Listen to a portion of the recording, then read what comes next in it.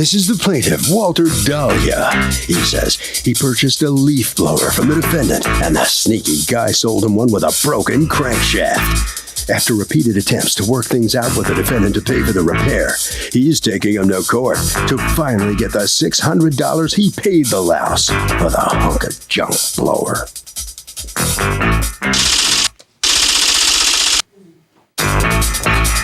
This is the defendant, Matthew Williams. He says the plaintiff came to his house, turned the blower on, ran it for a few minutes, and then bought it. A full month later, he calls complaining of a broken shaft and demands payment for repairs. How does he know how the guy handled the thing in the month he had it? All he knows is he sold him a good blower, and the man just needs to move on. He's accused of blowing it, but good.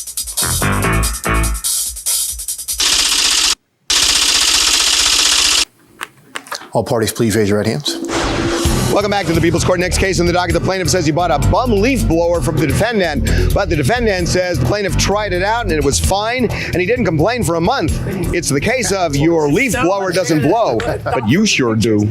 Okay, Walter Dahlia, you were suing Matthew Williams for $600, the amount you paid for a leaf blower, which you bought on Craigslist from him, a used leaf blower that you bought on Craigslist from him, which you say is defective. Talk to me.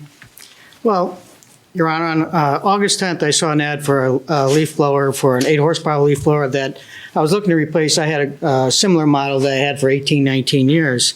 I contacted Mr. Williams, and we made arrangements for me to go see the leaf blower on Sunday.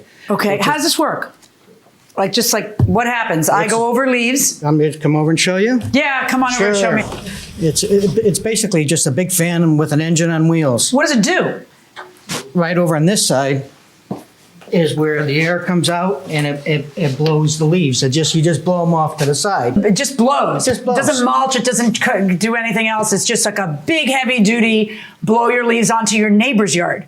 Exactly. Or make it the city's problem, blow them onto the street. Oh, the town I live in, they come and they suck them up for us. Okay. Go ahead and go back a second. Sure. So you see an advertisement in Craigslist. Do you have a copy of the advertisement? Yes, I do. May I see it? Okay.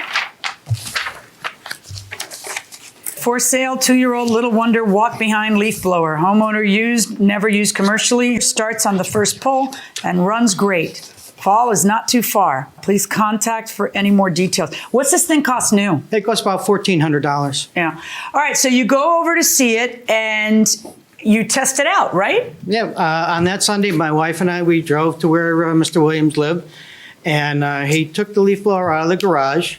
When I started it, no smoke came out of it, blue smoke. Usually when something sits for a while, if the seals are leaking, you would get a blue puff of smoke, and it didn't do that.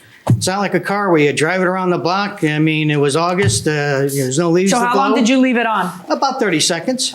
Is that long enough? That's long enough. I mean, the engine sounded fine. Okay. Again, there's not like a lot of accessories you can try to turn on and off. Right. Mr. Williams was asking $600. I didn't quibble about the price.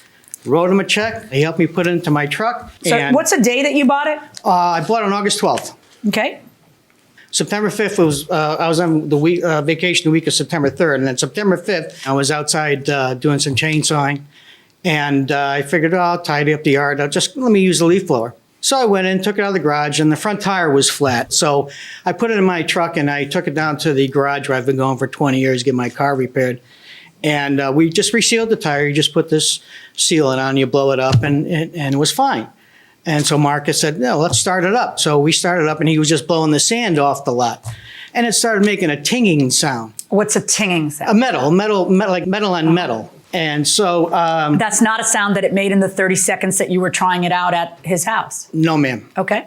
So we brought it into the garage, and we were inspecting it. So we took the front two covers off, and we still couldn't figure out what was making the noise. So you see the shaft there, the center shaft there? There's a bolt on there. That's what holds the impeller on. Yep.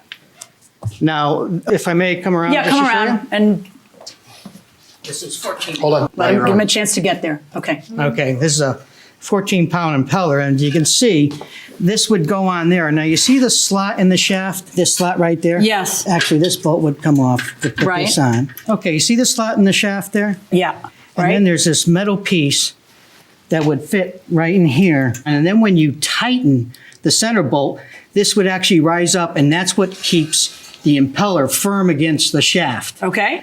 So what's wrong with the machine is this center shaft is cracked. And Where? Just, can I see it with my naked eye, or is it? See that crack right there? No, hold on. You're talking about that right there? Just Yes, show it ma'am. to me here. It's in there, but you... Okay, flashlight, please. Yeah, we got one. So there is a tiny crack. I don't even know. I can't even feel it. I don't even feel it No, as a you bump. don't. So why would that cause this big problem? And why don't you just replace this part? What's the big deal? It's a crack in the shaft. When you put the bolt in, and when you have that 14-pound impeller spinning around, it doesn't hold. The bolt is in right now, right? The bolt is in. What will happen is, here, let me wanna show you go one back other or- thing, Judge.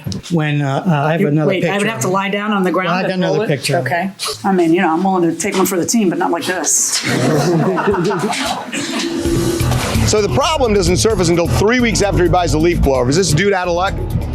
Yeah, I think it's crazy that he waits 3 weeks and then decides to complain about it. I think it's just What's the flaw there if it's 3 weeks later? What's the flaw? I think it's exaggerated what he's saying. Well, what's the flaw, though? What is the flaw if you wait 3 weeks before complaining? He could have broken it himself. There you go. That's exactly right. I had a feeling you'd know that going inside the courtroom. When the bolt is in, and the impeller is on, and that crack So why don't you is just in, replace this piece if it has two problems on it? What's the big deal? I was willing to do that. Right. The piece is approximately $270. That day in the garage, we looked up the pieces. And then there's seals and other items that would be required to fix it. And I put that in an email to Mr. Williams. And I even said... Yeah, okay, but you bought a used piece of equipment, which apparently the first time you had a mechanic look at it, a month later, the mechanic says, oh, look, I can show you this, I can show you that, these are the problems. Why didn't you have a mechanic look at it beforehand? Just have to go back. Sure. I know the answer. The answer is because you were buying it for $600, and it's a deal if you don't have to spend another $100 on a mechanic. Let me hear from you. What's your answer to all this stuff? Well, like he said, he did come to my house. He looked over the blower. He started it up. Did you ever have a problem with it? Never. So why were you selling it? I was moving to a smaller house where I didn't need a commercial sized blower anymore. Right. So I decided to sell it. He came over, took a look at it, started it, didn't have a problem with it, helped him load it on his truck, wrote me a check. He left.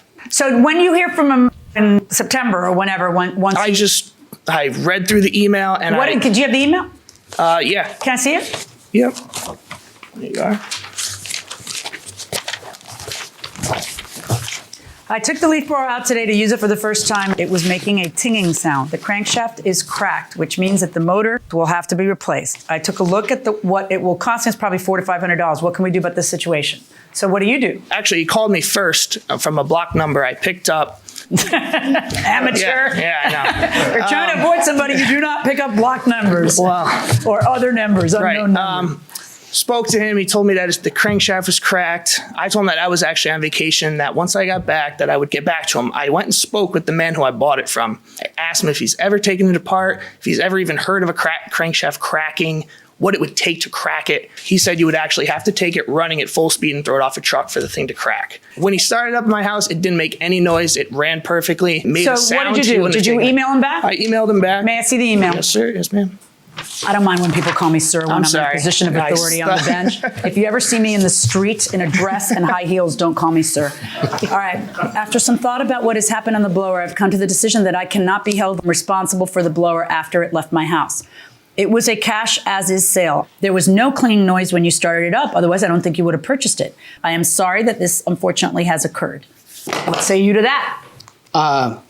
When I did call him, I had him on speakerphone. My wife was in the room. And when I started saying it was starting to make a noise, that's when Mr. Williams said to me, oh, what you have to do is you have to tighten down the center bolt every so often. He's the one who told me. So to me, that means that he has done that previously in the past. Tell me about the center bolt. That's not what I said. What I said was I talked to the person who knows the machines because I don't know the machine. I told my friend that Mr. Dahlia was saying that the thing was making a bunch of noise and it was loose. That's the So only he reason. gave you the information, tighten the center bolt. That's He what it just said, sounds break- like. break- have And then you him- pass that information I pass it on to him. All right, folks, here's what we have. You're buying something on Craigslist that is a used item. And that is, by default, an as-is sale. Whether he uses a term as-is, it is as-is. It's in your house for 3 weeks. I don't know what could have happened to it then. He doesn't know what could have happened to it then. And I'm not going to rule in your favor. I rule in favor of the defendant. Thank you. Well, when you buy something used on Craigslist as is, You should have had it looked at by a mechanic or something, because you know what as-is means now. Well, as far as I'm concerned, you don't, for a purchase like that, you don't have a mechanic go look at it. You just take a chance. No, there is other evidence that it was damaged. You don't get that kind of grooves in the shaft. There's damage to the intake. Still as-is is as-is. Well, if that, you know? well, You got yourself a bad blower there. What are you going to do with it? well, Get it fixed? No, I already bought another new one. All right.